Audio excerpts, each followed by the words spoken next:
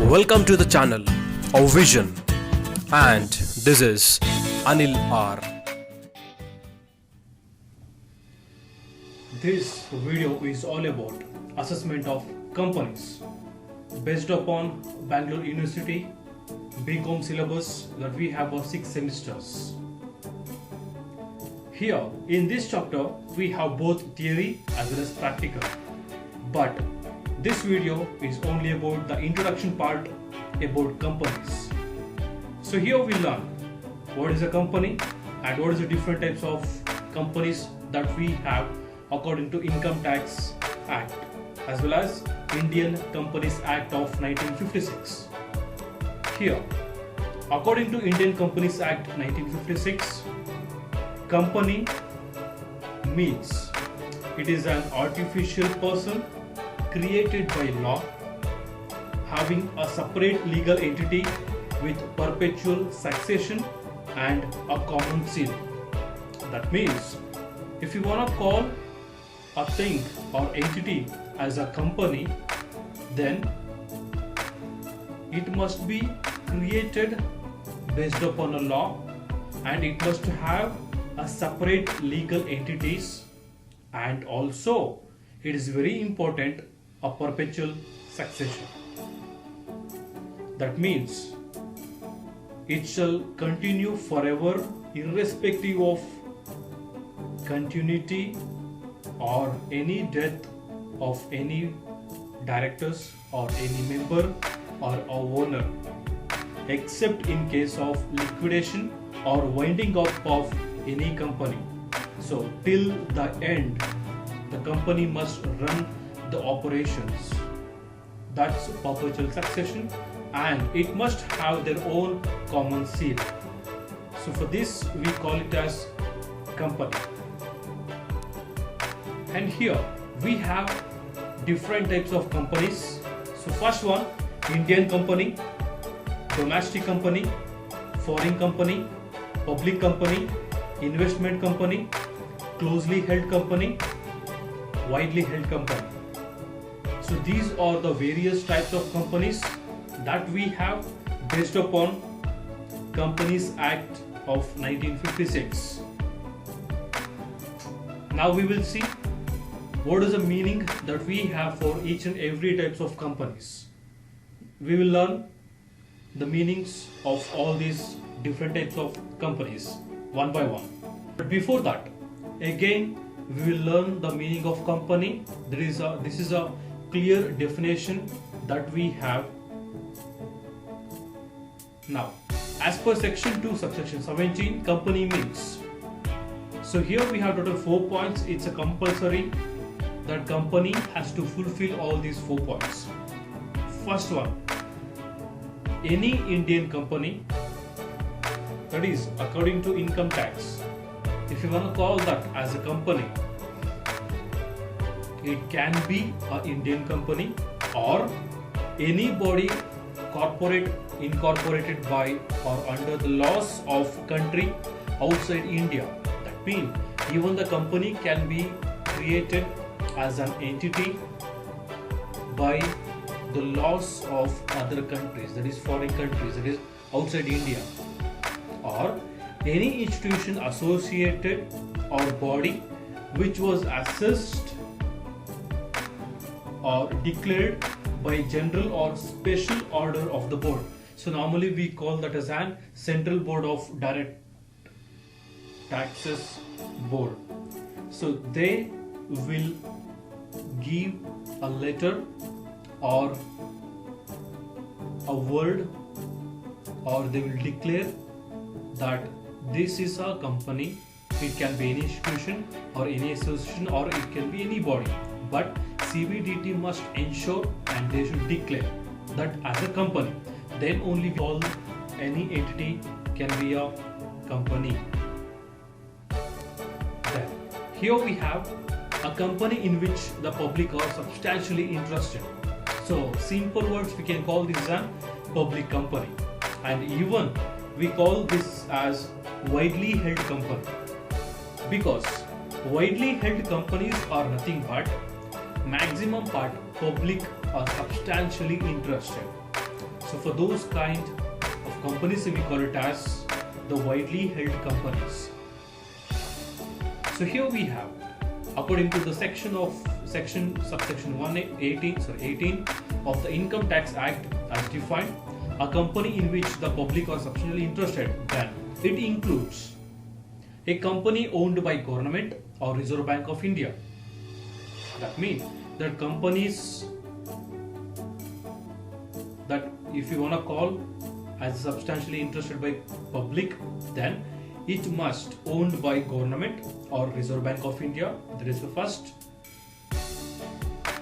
Second one, a company having government participation. That means they should have at least 40% of the shares are held by the government or the RBI.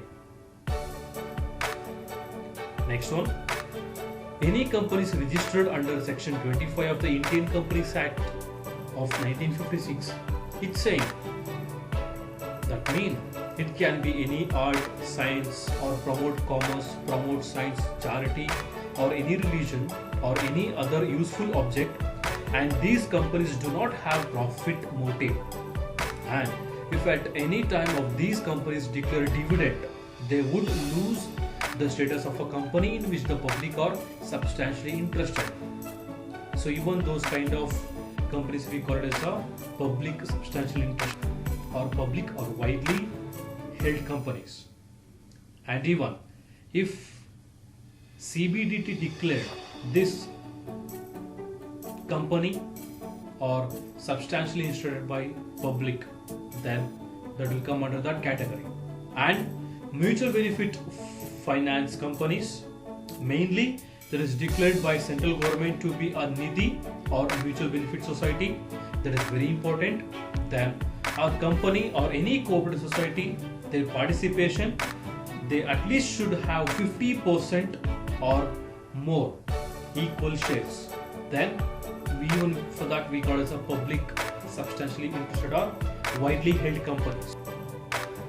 Next, a public limited company, that is, even it can be a private company. It's not a private company, but as defined by the Companies Act of 1956, and it must fulfill either the following two conditions.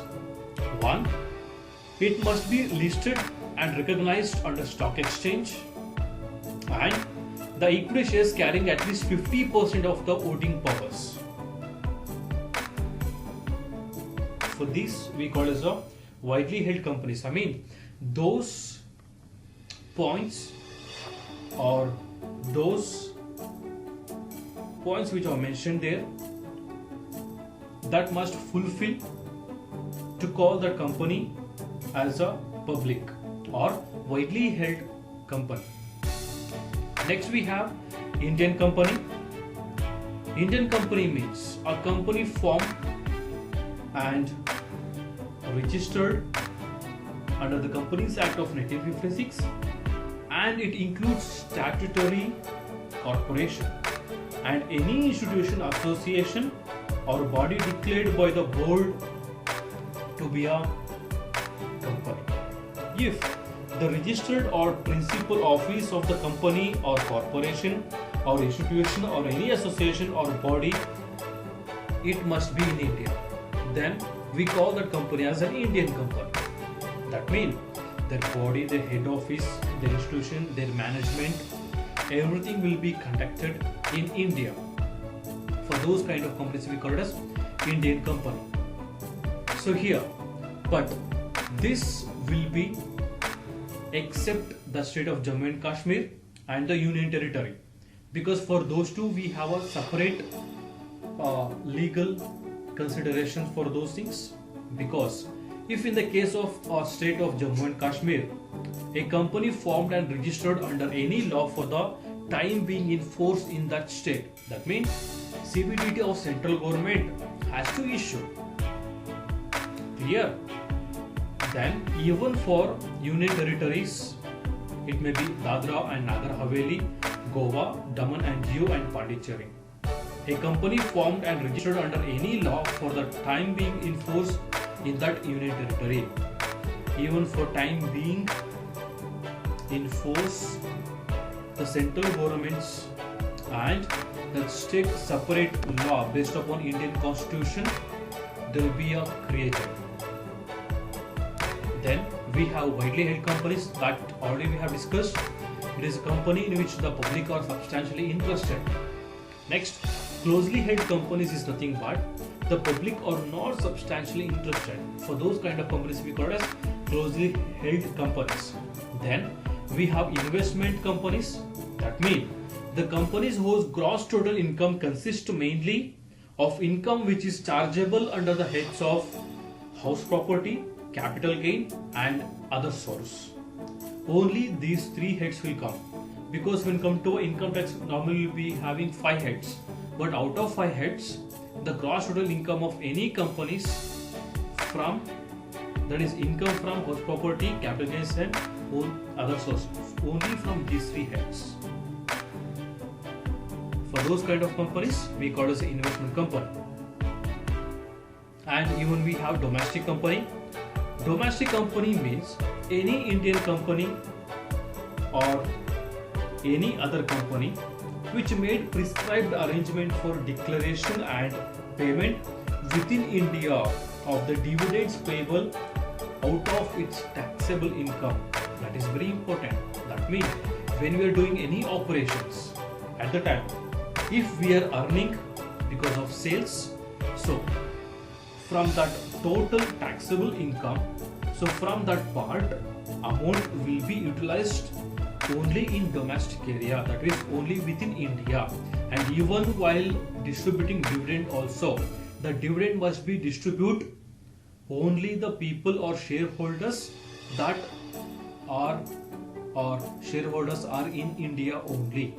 Okay, that means so whatever we have earned because of this business, because of this operations that conducted in a company, so the whole and everything, all the money will be utilized, all the profits, all taxable income, everything will be utilized inside the India, that is for domestic purpose.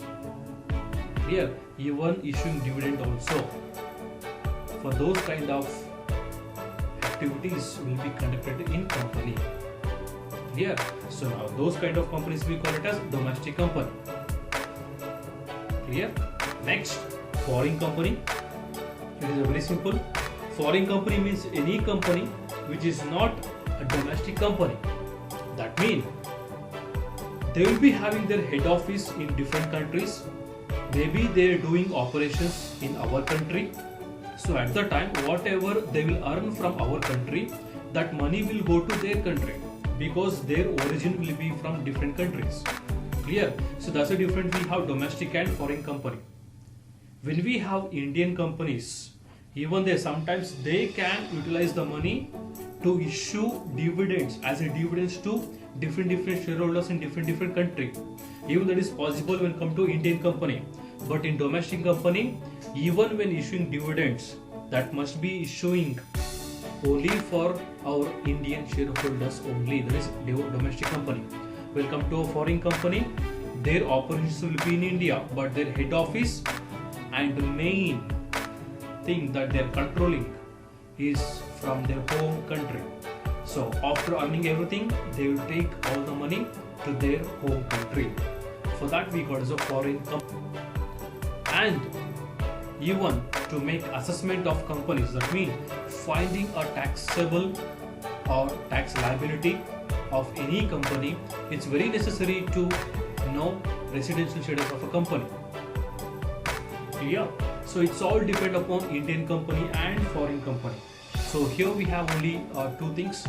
I mean, the residential status of a company depends upon based upon incorporation, that is about registration, or basis of control and management of its affairs.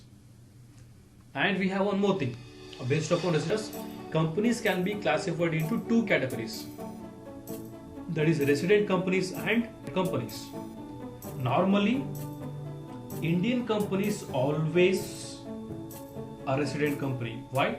Because Indian companies will be locating in India and they will be operating everything inside India throughout the year.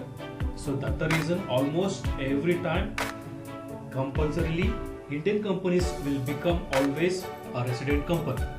So no doubt in that. But when come to a foreign company, it can have two types of residential status. Right? That is either resident nor non-resident. Foreign company in resident in India only if during the previous year place of effect of management, that is control and management, both situated wholly in India. At the time we called as foreign company as a resident, and foreign company is non-resident in India only if during the previous year place of effective control and management from outside India. Okay, they'll be situating outside India, and from there they'll be controlling and managing. So at that time the company or foreign company will become non-resident. Clear? When come to Indian company, no queries, always it will be a resident company. But only when come to a foreign company, based upon their control and management situated in previous year, depends upon that we need to identify foreign company is a resident or non-resident. I hope everyone understood, and this is about a theory, and still in next videos we will be learning, that is based upon this chapter, that is assessment of companies. We will be having a 3 points to learn in next videos. That's a computation of depreciation, computation of taxable income of companies under normal provisions, then computation of taxable income of companies under minimum alternative tax, that is MAT provisions. These three are very important to learn under the chapter assessment of companies.